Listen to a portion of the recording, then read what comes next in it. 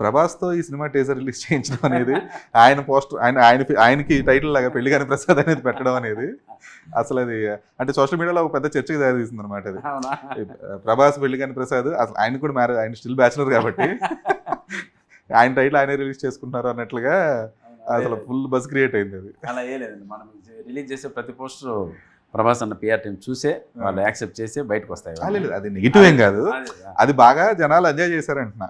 నాది అన్నారు, కరెక్ట్గా అన్నారు, అది మాకు ప్లస్గా. అదే అంటున్నా, మీకు సినిమాకి చాలా ప్లస్ అయింది ఆయన రిలీజ్ చేయడం అనేది.